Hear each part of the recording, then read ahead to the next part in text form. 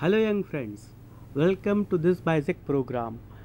It is on general English theme and I am going to talk about a very interesting and humorous story by Leo Tolstoy, and the title of the story is Two Deer. I am sure friends, you might have seen the earlier program which was also based on the same story. This is in a way in continuation of that program, and I am going to talk more about this story written by Leo Tolstoy. The students of Gujarat University in BSM 6, they are reading this story, and I had discussed some parts, some important topics from this story in the earlier telecast of this story. Now I am going to talk about some more interesting features of the story, and maybe we may also discuss some of the basic questions, comprehensive questions, and I can also give some tips regarding the preparation for the examination. Friends, before I could go ahead, I would like to talk about once again as such regarding the writer, because Leo Tolstoy is not an ordinary writer. He was a prolific writer, and as I can show you in the slide talks about the writer, and the slide is very much there. It is about the author Leo Tolstoy. Many of us can find it easily that the name Tolstoy suggests it that he was from Russia, and if you go to the writings on the slide, it tells you that he was born in 1828 and he died in 1910, and he was a Russian writer. When we think of Leo Tolstoy, one interesting aspect of his career is that he was a prolific writer. Though most of us know him to be a writer, the last line in the slide tells you that he was a social reformer. An interesting part of his career was that, like most Western scholars, social reformers and philosophers, Tolstoy was also influenced deeply by Indian culture and Indian scriptures. The next slide also tell you in general that there was something that occurred in his life after 1880. That is a very important landmark in his life. Before 1880, he was precisely a writer who was dedicated to writing novels and short stories. But after 1880, he turned to drama and also essays. I mean to say here that essays and drama, they were focused on humanitarian side. Not that earlier he was less concerned with this aspect of human life, but he found that it is important to spread a message of humanity among the mankind. And the reason behind that was there was a kind of radical conflict in his mind which led him to turn to spirituality. And that is exactly where the Indian scriptures played a vital role. He was deeply influenced by the Indian scriptures, mainly the Bhagavad Gita. And his later writings means after 1880s deeply and they deeply reflect the Indian scriptures and the Indian philosophy in most of his writing. So in the earlier side is, if I can go, the two first titles, War and Peace, and the other is Anna Karenina, they are voluminous novels. But the later three titles, as such he has written number of novels, all of them very voluminous. But the three which I have mentioned, The Death of Ivan Ilyich, the next is Master and Man, and the last one in this slide is Resurrection. They have the strongest kind of undercurrent of Indian philosophy, and that is where spirituality played vital role. He was in a way confused regarding his attitude towards life, and it was spirituality that gave him the true vision of life, and the vision which he expressed through his novels and short stories, essays and drama in his all writings which he wrote after 1880. Friends, the story which we are going to deal now is entitled Two Deer, in which there is a specific hint and which tells you that he was under the influence of spirituality. Though our concern is not certainly spirituality, But when it comes to short story, we think that any mention to any character or any object, if it occurs once, then there must be some reference to it later on also. In the story, Tolstoy talks about Bishop, the character of Bishop. Now, it is very difficult for most of us to know what the Bishop is. હવે આપણે સાદી ભાષામાં કહીએ તો bishop એટલે ધર્મગુરુ.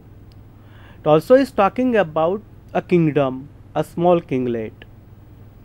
And now the question today with us is, what is the role of a bishop? But this is exactly where the spirituality plays the role. So, Tolstoy takes all care when there is governance, when there is state, the role of bishop is inevitable, and that is why he places the character of bishop when he talks about the king and his court.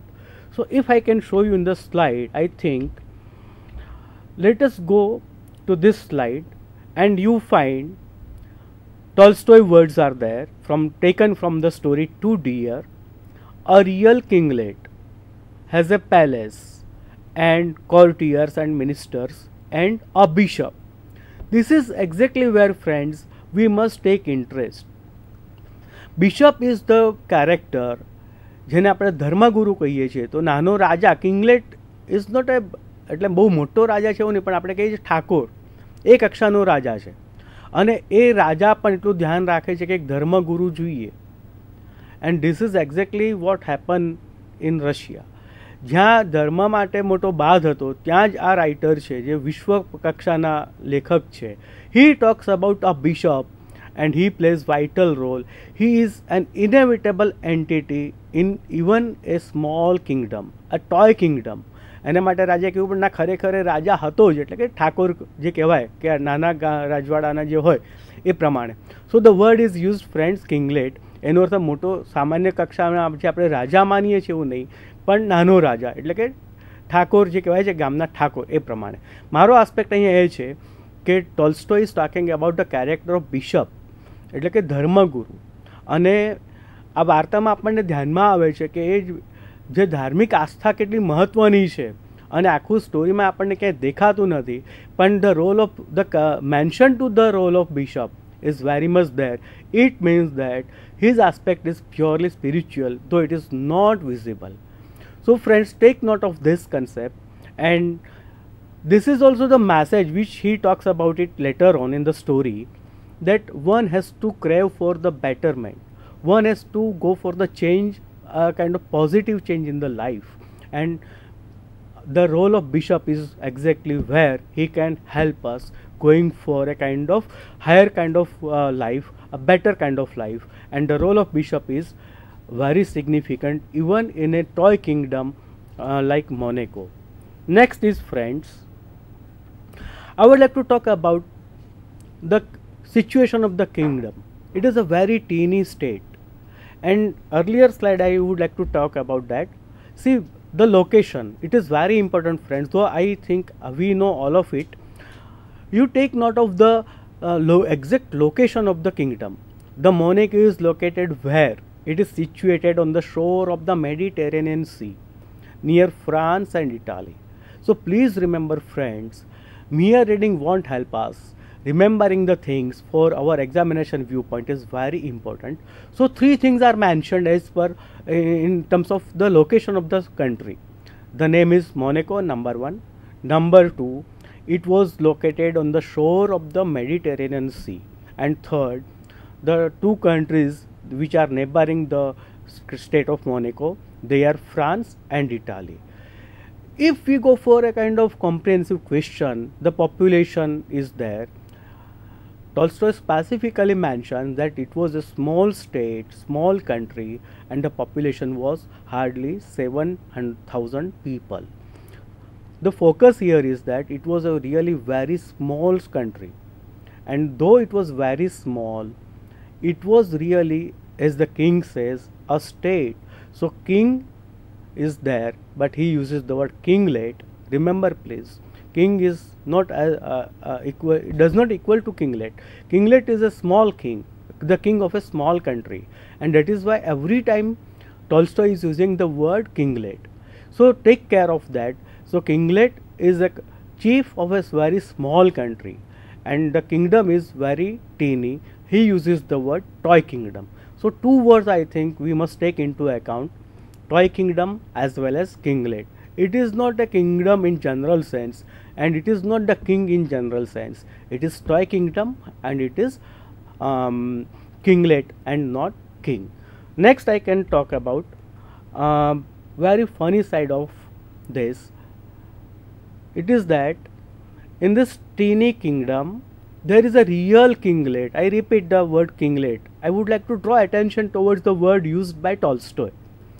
I tell you that take care of the word kinglet. મેં અગાઉ કીધું કે મોટો સામાન્ય આપણી જે ધારણા હોય છે રાજા એ પ્રકારનું નથી, એ નાનો રાજા છે. તો take care of that. But he feels that I am the king, and so he has all the ceremonies of a real king. So take care of this. Army is consisting only of 60 men. That is also funny. Next, I would like to show one more important thing, which is humor in the story, which I have, I think, already discussed. But see the way a king behaves. Go to any damn country and you find that they are generally wasteful. They would not take care of the expenses. They would go on spending the things. Similarly here also, he had got so many things which were actually not expected, and he might have gone without them also. But he had his ministers and court of justice and reviews and councils and laws and so many things. But it was there, though on a smaller scale. But he felt that, the king felt that I must have everything, because he felt that he was a king. And the last line tells you ceremony. He would not miss any formalities. The problem here is that he was more concerned with the ceremony. He was in a way less concerned with his duties towards his subject. And the story is all about that only. He is more concerned with financial gains. He is less concerned with the well-being of the society.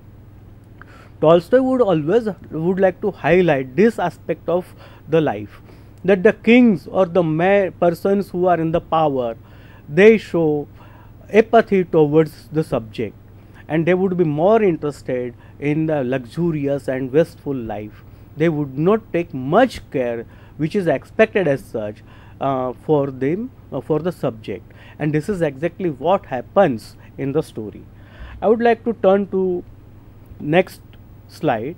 Before I could go ahead with the reading of the chapter, I would like to draw attention towards the core issue, because friends, we are reading the story mainly with the examination viewpoint. It is not that we can understand it in a better way. Generally, though it is not good, we prepare the story only for the examinations. But I would like to go for some things which may help you in terms of your general questions, short notes and MCQs. So first take note of the things which I have mentioned on the slide. First, it is the location. As I already told you, you have got the geographical boundaries of the nation of Monaco. So you must mention the sea which is there. You must mention about the two countries which have been mentioned in the story by Tolstoy. So remember the names, and that forms the boundary of the country, boundary of the small toy kingdom called Monaco. Next is the strength of the army.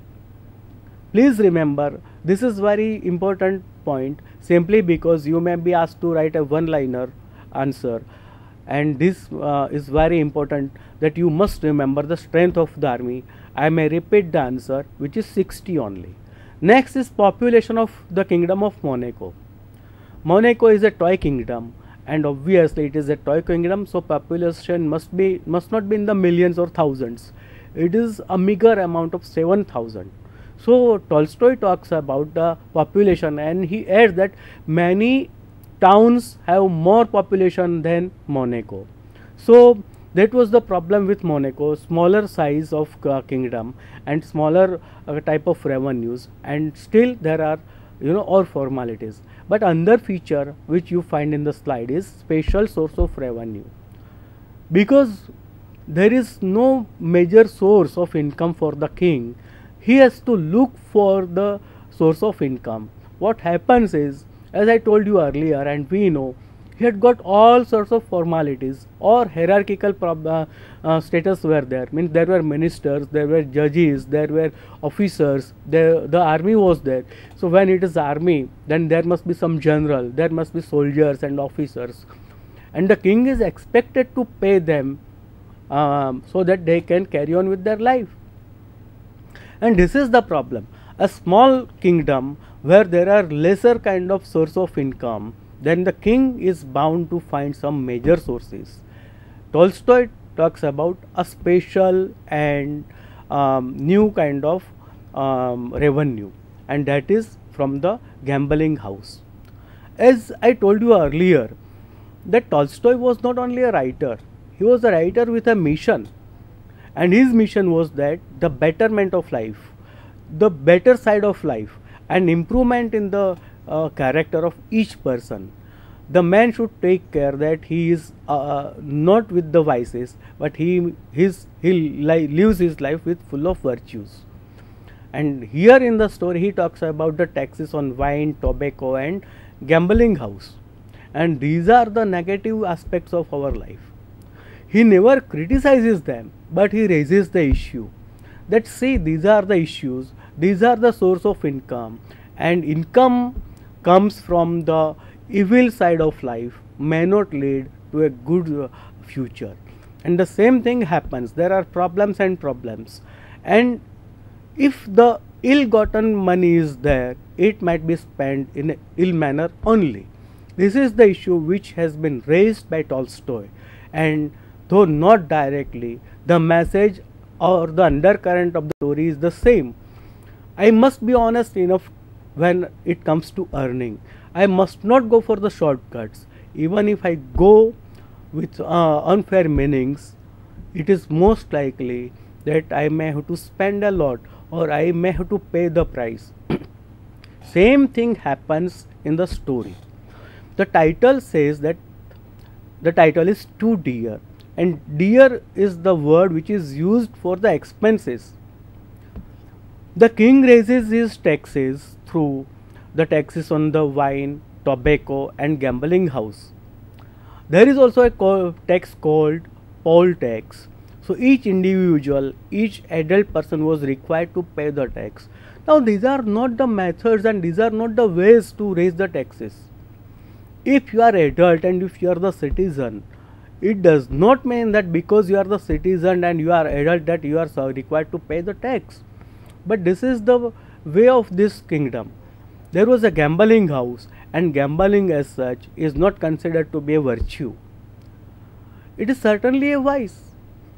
What happens is people come to that gambling house, they play, whether they win or they lose, they are required to pay the tax. Now income from such sources may add up to the treasure of the kingdom, but the problem is not that it adds to the treasure. What happens is, if the all ill-gotten income comes, what happens is you are supposed to pay the price. The king here has the same problem. His treasure, his chest is now full of francs, that is the currency of Monaco, and the criminal is there on which he is required to spend a lot. So he tries to find out some cheaper measures so as to save the expenses, so as to reduce the expenses on a particular criminal, and that is why the title is too dear. What comes out to be in the end is the ill-gotten revenue is ill spent. He has to spend a lot of money on a criminal.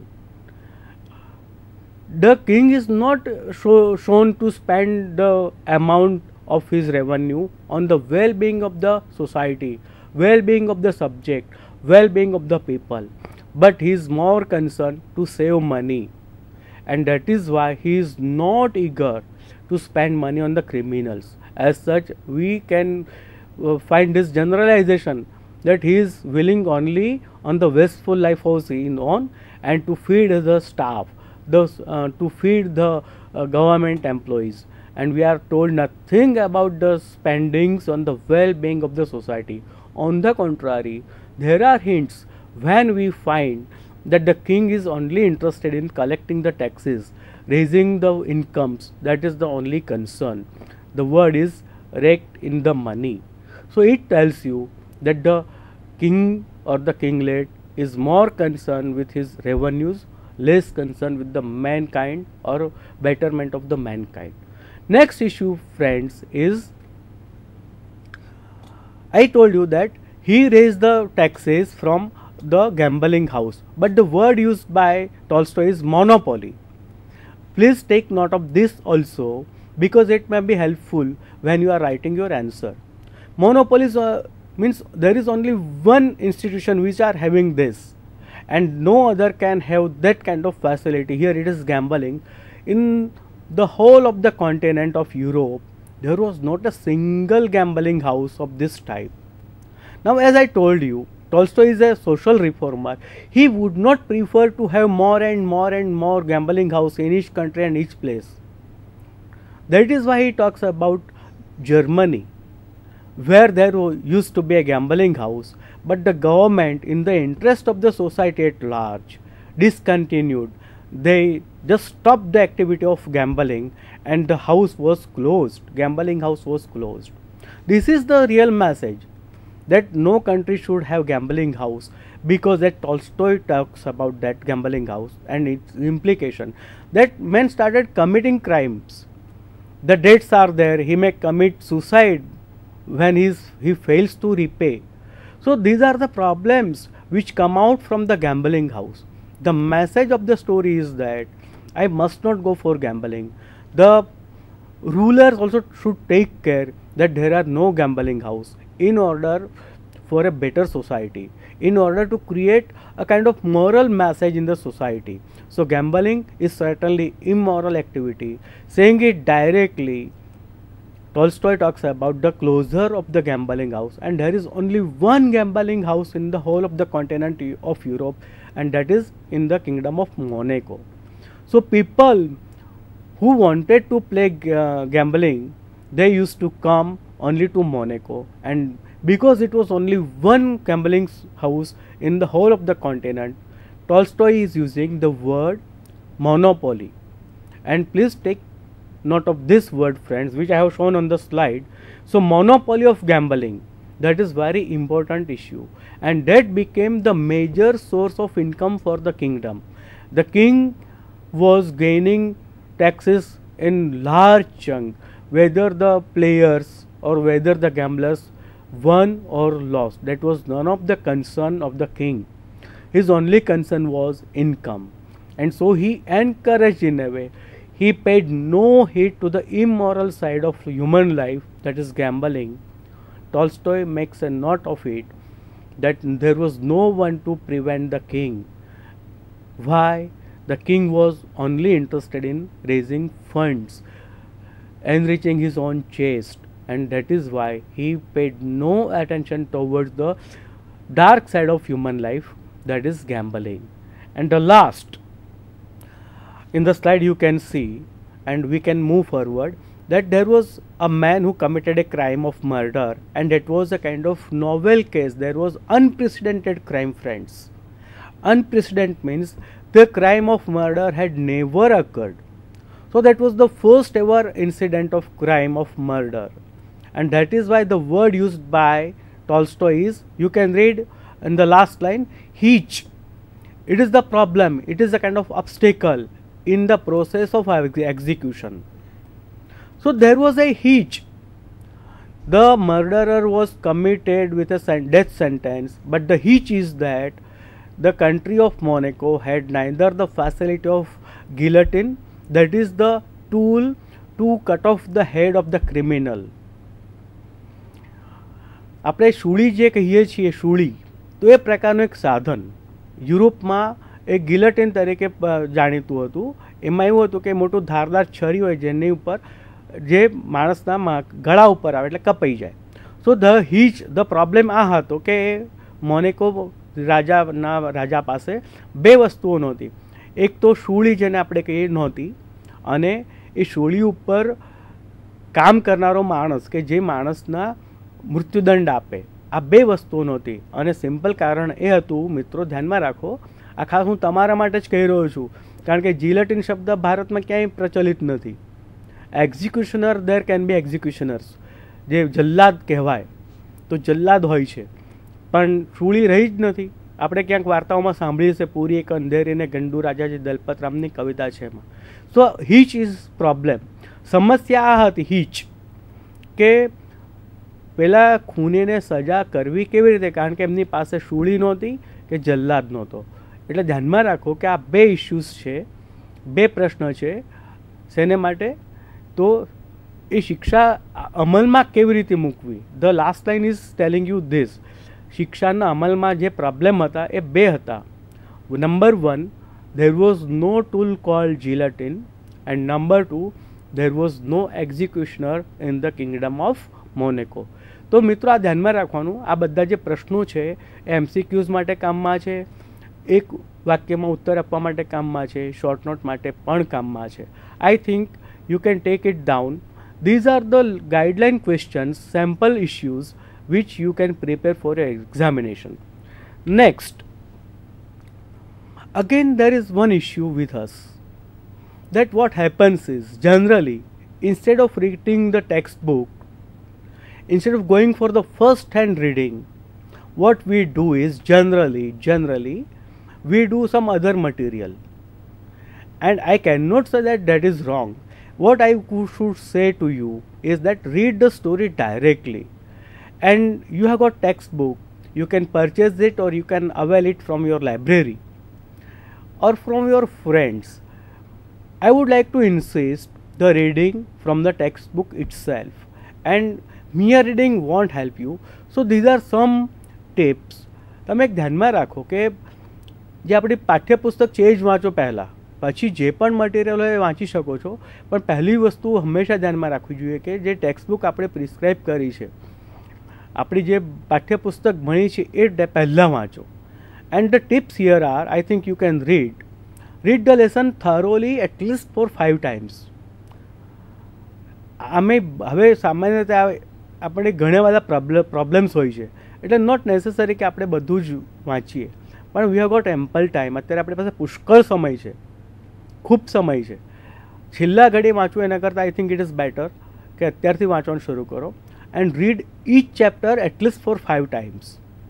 5 વખત કોઈ પણ chapter ખૂબ ધ્યાનથી વાંચો, થરોલી એટલે ખૂબ ધ્યાનથી completely વાંચો, કંઈ સ્કીપ નહીં કરો. Number 2, read it allowed casually. ક્યારેક ક્યારેક થોડું મોટેથી વાંચો, એનાથી તમારે વોકેબ્યુલરી તો ઠીક છે પણ તમારો આત્મવિશ્વાસ વધશે, તમને નવું જાણવા મળશે. ત્રીજી વસ્તુ, take note of the new words. થાય છે શું કે માનો કે કિંગલેટ શબ્દ છે અથવા અંદર એક શબ્દ આવે એક્ઝિક્યુશનર, એવા ઘણા શબ્દો હોય છે, કદાચ મને આ શબ્દો ખબર નથી તો હું શું કરીશ કે જવા દઈશ? નહીં, that is not the exact way of reading and preparing. What I can do is I can underline, I can write down, I can take note of that word, and what I can do is, next step is, don't hesitate in using dictionary.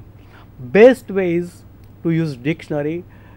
If you find any word new, if you find it is difficult word, if you are having problem with the meaning, context, dictionary is the best friend. So friends, let me tell you, mere reading, mere attending classes is not sufficient. What is needed is the self exercise, self practice also, and you can prepare yourself by these steps. Read the lesson thoroughly. I say at least for 5 times. It does not mean that 5 times is more than enough. You can carry on reading. You have got ample time. Instead of spending time on other rather immaterial activities, I think I should concentrate on reading only, because that is my prime concern, friends. Next, read it aloud. Take note of the new words. When I say take note of new words, it does not mean that yes, I have written down the words, that's all. No, certainly not. I must take care how it is used, why it is used, what are the meanings, not only one meaning. So you can have more context also. So take a note of that, and the dictionary is the best friend of all of us. So do use it whenever you need it. You can also ask your teachers, you can also ask your friends, you can also take help of internet, and you can have plenty of sources which you can use for preparation. These are the some of the suggestions, friends, which may help you. And again, the last is writing. Generally what we do, our first writing happens only during the time of examination, where when we are writing our papers. That is not exactly what I should prepare and how I should prepare. What I can do is, friends, all of us should write it frequently to get them corrected from your friends and teachers. Or you can also have a kind of self-assessment kind of things. So it would add up to your quality of answer, and that would earn you good marks. So mere reading won't do, mere taking note of words won't do, mere attending classes won't do, mere reading material in a textbook won't do. You will have to write all your answers properly, get them corrected through whatever sources you have, and that is how I can prepare myself for the examination. Next slide would talk about so many things. You can see some clippings from the textbook. Why I have highlighted this? When we think of the story Two Dear Friends, it is very important that story is not mere a story. It is not a kind of time pass that there was a king, there was a criminal, there was a problem. But the problem really is, the focus of the story is the humanitarian aspect, which is presented through humorous flow of the plot. And that is typical Tolstoy is there. So I think the second line goes like this way. I mean first line. Again, I am reading out for you. You may also have your book with you. Again, the ministers considered and reconsidered. See, this is very important, friends. He might have mentioned only one word, considered, discussed. But that is not the focus of Tolstoy. Let us take note of this. Again, itself tells you that earlier also they might have met. And this is exactly what Tolstoy is trying to highlight. This is exactly what is the system of governance. So when there is one issue, they may meet again and again and again. They may consider and reconsider. But what is the result? I leave it up to you to answer. The line goes this way. Again the ministers considered and reconsidered. They assembled a commission and a committee and a subcommittee. See, Tolstoy was very critical of this kind of delays. So for a nominal issue, what the governments, what the rulers do is exactly what he is talking about in this chapter. For a meager issue, for a teeny issue, for a minor issue, the governments go on spending heavily. So they assembled a commission. A commission was there. That was not enough. A committee was there, and again a subcommittee was there. Here the issue of criminality is there and the punishment is there, but that is just a kind of example. This is exactly what he wants to show, the system of governance, and it is what he is critical of. It is a spending of public money. He is not in favor of this kind of expenses. And though we don't like this, it is very much there, and that is visible in today's context in most part of the world. Not only Russia or our country or other country. That is the nominal methodology of any governance, and Tolstoy was highly critical of that. Again, see the words. At last they decided that the best thing would be to alter the death sentence to the one of the imprisonment of life, and would enable the king to show his mercy, and it would come cheaper. See, this is the interesting side again. He exposes the hypocrisy. The major concern of the king is to save money on the criminal, but here the other side is that he can also show that he is full of mercy, which he himself is not. He shows mercy only because he wants to save, not save the life of the person. So that is where Tolstoy tells us the hypocrisy of mankind. Next is, in the next para the line goes this way. I may read from the middle of the next line. So the matter was arranged. The only hitch was that there was no suitable prison for a man sentenced for life. There was a small lockup where people were sometimes kept temporarily, but there was no strong prison. And I skipped some line. They put the young fellow there and placed a guard over him. The guard had to watch the criminal, had to fetch his food from the palace of the kitchen. Now again, this is humorous. If the fellow is a criminal, if he is put into the prison, but the food comes from the palace, there is a special guard. There is no one other than the criminal himself. He is enjoying the whole life over there. He enjoys the food from the kitchen of the palace, and still he is a criminal. In the next slide, friends, I would like to highlight some other aspect. The concern of the king is not to punish the criminal or the prisoner who has committed the crime of murdering of a person.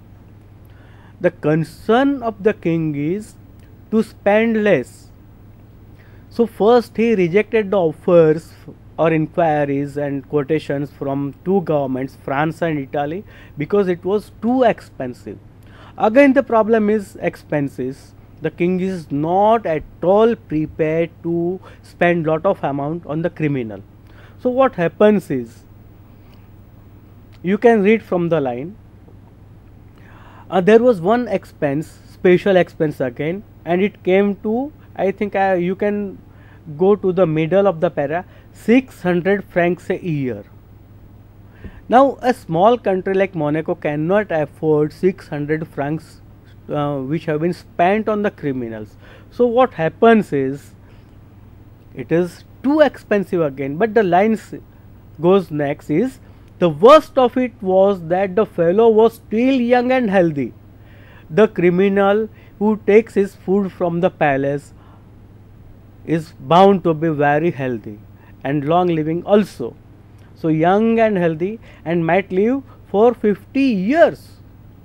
This is humorous side. The king is not at all willing in the long life of his subject, and when especially he is a criminal who is enjoying food from the palace, he must not live a long life. But the problem is, he is expected to live 50 years next. So king is not willing. That is the humorous side, that the king is not interested in the well-being of the subject, and so the king summoned his ministers. Again the same formality, ceremonies, spending for nothing. And next slide is very interesting. What happens is, I may go to the second line. The present plan is too expensive. The ministers met, considered and reconsidered. Friends, see, this is very important, very humorous. The concern of the king is not the well-being of the state. His concern is to spend less on the criminal. So he finds that spending 600 francs a year is too expensive. So he calls the meeting of ministers, and the word used by Tolstoy is considered and reconsidered. It means that they go on deliberations, they go on long discussions. But what happens? The result is almost nil. And what happens now is that one of the minister considered, and he make a proposal, gentlemen, in my opinion, we must dismiss the guard. And then rejoined another minister, the fellow will run away. Well, said the first speaker, let him run away and be hanged. જો આ શબ્દો કેવા મજાના છે, આપણે કઈ મરવા દો ને એને. They are least concerned with the criminal. They are least concerned with the anything that happens. They are concerned only in saving the government money on the criminals. ખર્ચો કેટલામાં ઓછામાં ઓછો થાય. એટલે શું કીધું કે મરવા દો એને. Last line, be hanged him, be hanged to him. એને ગમે તે થાય, ભલે મરી જતું. તો પ્રશ્ન આ છે કે રાજાનો એંગલ કેવો જોઈએ. અહીંયા એટલો લોભ્યો છે કે એને પૈસા ખર્ચવા નથી, ભલે રાજ્યમાં જે થાય. તો એ ભલે ભાગી જતો. I think this is the problem raised by Tolstoy, that it is not on the part of the king to say that the criminal is moved free and he can commit crimes again simply because there is no punishment. His concern is well-being of the society. And friends, that is exactly what happens nowadays, that the criminals are free, and that is the problem. It is the immoral side of the life. When we think of this story, the aspect of social reforms is vividly depicted in the story. I go to the next slide again. Now the guard is not there. The prisoner is all alone. When it is the time for the lunch, he opens the gate, he goes to the palace, and he comes back. Now the question is, they are curious that he is in a way free. The criminal is all alone. He goes out every day, twice at least, for his lunch and dinner, but still he lives there only. And that is the human predicament. What happens is, that is why the minister asks, why do you not run away? Now this cannot happen in any country. But here is the country where the minister asks the prisoner, oh God, you run away. You are totally free. But what happens? His reply is very interesting. See the question raised by the minister. Why do you not run away? There is no guard to keep you. You can go where you like and the king will not mind. અમને કંઈ વાંધો જ નથી, તું ભાગી જા. What is the answer? I dare say the king would not mind. મને ખબર છે કે રાજાને કંઈ વાંધો નથી. બટ હવે સામો પ્રશ્ન કરે છે, આપણે કહીએ ને કે ચોર કોટવાલને દંડે. Same situation is here. The criminal is now in the in the seat of the judge. Now he is delivering the judgment, and he is criticizing the authorities. He is criticizing the king. See the line he is saying. I dare say the king would not mind. મને ખબર છે કે રાજાને કંઈ વાંધો નથી. But I have nowhere to go. What can I do? તમે મારી જે દશા કરી છે, હવે હું શું કરું? You have ruined my character by your sentence. તમે મને આવા કારણોસર સેન્ટેન્સ એટલે શિક્ષા કરી છે, મને ગુનેગાર ઠેરવ્યો છે, જે હતો જ. And people will turn their backs on me. Besides, I have got out of the way of working. You have treated me badly. It is not fair. This is the funny side.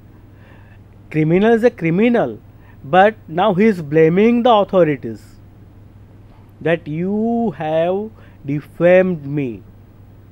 You have left me nowhere. I cannot work. So where can I go? What can I do to feed myself? And that is your responsibility. That is why I will not run away. Next, now he is again blaming the system. In the first place, when once you sentence me to death, you ought to have executed me. This is the unique case, friends, and so funny. કે કોઈ ફાંસીવાળો સામેથી ના કે ભાઈ મને ફાંસી કેમ ના આપે, મને ફાંસી આપી દો. અહીંયા આ ક્રિમિનલ છે, આ ગુનેગાર છે, કહે છે કે ભાઈ જો એણે મોટો અપરાધ કર્યો તો એ અપરાધી સરકારને ગાળો આપે છે કે કેવા માણસ છો તમે, મને ફાંસી કેમ ના આપી, મૃત્યુદંડ કેમ નહીં આપ્યો. This is funny side, this is humorous side. That is why I have highlighted. It is not fair. આ તમે બહુ ખરાબ કર્યું છે, ફાંસી કેમ ના આપી. In the first place, when once you sentence me to death, મને મૃત્યુદંડની શિક્ષા કરી, તો શું કર્યું?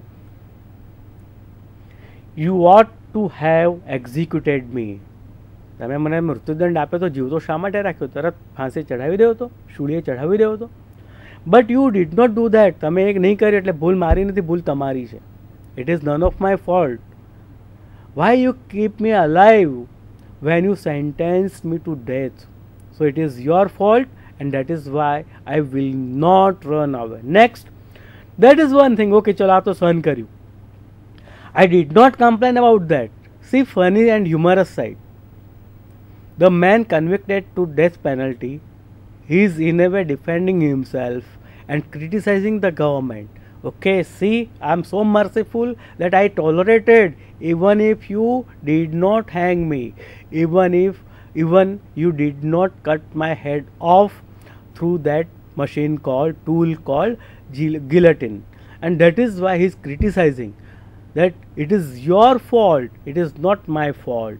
You sentenced me to imprisonment for life and put a guard to bring me food, but after a time you took him away again and I had to fetch my own food.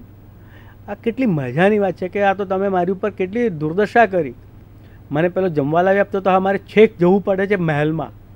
નાવ આ પ્રકારનું ચિત્ર એ humorous એકદમ ગમ્મતવાળું છે. એટલે મિત્રો ધ્યાનમાં એ રાખવાનું કે આ કેટલી બધી ગમ્મતી મજાની આનંદવાળી વાર્તા છે કે જ્યાં શિક્ષા પામેલો અપરાધી છે એ કહે છે કે આ તો તમારો ફોલ્ટ છે, મને રોજ જે મહેલમાં જવું પડે છે કેટલી મને મુશ્કેલી પડે છે. So take note of this funny side, friends, and read it very often and you will certainly enjoy. And see the humorous side, see the predicament of the prisoner as well as the kingdom, as well as the king, as well as the rulers, and that is vividly depicted by Tolstoy throughout the story. But I have highlighted some of the passages and through which I would like to highlight the humorous side and human side as well as the predicament. Again I may go to the slave slide, friends, and I would draw your attention towards the mechanism of the rulers, which is very much true, friends, even in today's context. Though the story was written almost 115 years back, this reminds us of the same formalities which is there in almost all the states. What happens is, if there is issue, there are meetings and meetings and meetings. They consider and reconsider. Here again the issue is saving money to make less expenses on the criminals. What happens in the end is it is too expensive. That is why the title Too Dear. Take care of this title also. I think I have discussed it earlier also, but I may remind you. Too dear is in the context of expenses. So what turns out to be too expensive even after taking measures to make it less expensive. So in the end it is very expensive. Now they might have said that they might have better opted for the execution. They might have better opted for the guillotine and the executioner from Italy, which might have ended up only 12,000 francs. But here now is the criminal, keeping him alive, trying to show that the king is full of mercy, turns out to be very expensive. That is why the title Too Dear. I would like to draw your attention, friends, again towards the slide which talks about the problem, and the last para is what was to be done. Now he is blaming, the criminal is blaming the authorities. Once more, see the words, I have underlined them. The council was summoned. What course should be taken? And I go to the next line which is underlined. They reflected and considered. This is the proper methodology of any government. They reflected, means it is not okay, let us discuss. No, they discussed it at length, at a number of meetings, and considered. ખૂબ ચર્ચા વિચારણા કરી. આપણે ત્યાં લગભગ બધું જ ચાલે કે એક ઇસ્યુ આવે તો લાંબી મોટી વાતો થાય, આ થાય, ધરણા થાય વગેરે. They reflected and considered. મારો પોઈન્ટ અહીંયા એ છે કે જે ગવર્મેન્ટ સિસ્ટમ ઉપર કટાક્ષ છે પણ અહીંયા વ્યક્ત થાય છે. Tolstoy is living no chance to criticize the system of governance also. That is the predicament. શાસકોની જે સમસ્યા હોય છે કે જે કાર્યપદ્ધતિ છે, ધર્મ સંકટ હોય છે અને એને કારણે જે પ્રોબ્લેમ્સ ઊભા થાય છે એની વાત અહીંયા કરે છે. સો દે રિફ્લેક્ટેડ એન્ડ કન્સિડર્ડ. એન્ડ છેલ્લે શું થાય છે, એને મૃત્યુદંડ આપવાનો હતો, એને જન્મટીપ પણ નથી થતી પણ એને સામેથી સરકાર પૈસા આપીને છૂટો કરે છે. Last line, the sum fixed was 600 francs. Friends, I told you that francs is the unit of currency of Monaco. So if there may be a question what is francs, you can easily write that it is the currency of the kingdom of Monaco. And the sum fixed as a pension. He would get pension regularly. See, who is getting the pension? Not the one who has served the state for long, not the one who has rendered good services to the state, not the one who has rendered services for the betterment of the society. But here is a person who is getting pension for murdering a man.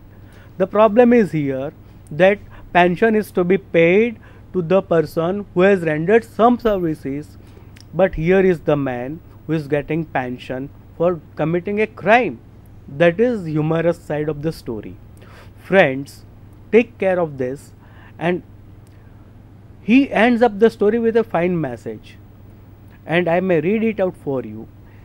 The message throughout the story is humanitarian aspect of human life. He also feels that there must be some humanitarian. He talks about the compassion, that man must not suffer for a single crime forever. He must be given a chance for improvement, and the king also must consider in a humanitarian way. It is not that he must take care only of his chest. He must not take care of the treasures and incomes of the government treasury every time. He must pay also attention towards the well-being of the subject. That is the major concern of the state. And role of bishop is there to guide the king, to guide the state towards the better side of human life, towards the improvement of human life. And also that is specifically mentioned. That is what exactly I feel, that the role of bishop is there. ધર્મગુરુ છે એ રાજાને માર્ગદર્શન આપે છે કે જેનાથી crimes ઓછા થાય. અહીંયા ક્રાઇમ થયો છે પણ એ ક્રાઇમ છે એને માનવીય દ્રષ્ટિથી કેવી રીતે જોવામાં આવે. He must be given a chance in the society. The problem is there. ગુનેગાર કહે છે કે ભાઈ હવે હું શું કરું, મને કોઈ વિશ્વાસ નહીં મૂકે. અને ટોલ્સ્ટોયનું કન્સર્ન આ છે કે માત્ર ગુનો કર્યો એટલે માણસ જન્મજાત ખરાબ છે એવું સિદ્ધ ન કરી શકાય. That is why he should be given chance. He raises this issue for all of us. Even if I think that one man is criminal, he might have committed a crime, it is not by virtue of his nature that he is a criminal. So I must show human passion, human compassion. I told you earlier that he turned towards spirituality after 1880s. This story which we read, Two Deer, was written after 1890. So naturally his angle was humanitarian. He is considering the compassion towards mankind. That is why he would be eager for the better life of the criminal, and that is why he raises this issue that a criminal once convicted may not be treated as convicted forever. The story ends with a light note, which I think I would like to read out for you and take note of the message of the story, friends. I may just read it out. If you got the text with you, it is the last 3 lines of the chapter Two Deer. In your textbook, it is page number 93. I may read it out. It is a good thing that he did not commit his crime in a country where they do not grudge expense to cut a man's head off, or to keeping him in prison for life. This is the real problem with all societies. Grudge towards a criminal. So there is a kind of mercy element also towards criminal, but he raises the issue that it was better that he was not a citizen of a country where they had no hesitation in executing any criminal. Indirectly, Tolstoy talks about humanitarian side. He presents the case in a too humorous way. He concludes that though the government, the state, the kinglet tried to save expenses, it turned out to be too expensive. That is why the title is Two Deer.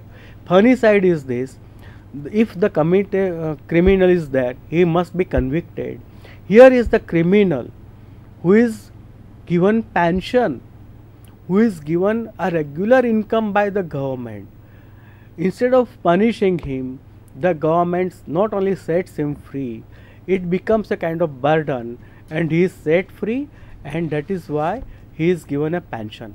I hope, friends, you might have enjoyed. In case of any queries, you can raise the issue. I wish you all the best. I am very much thankful for your patience to listen to me and see this program. Thank you all friends. Nice. Best luck.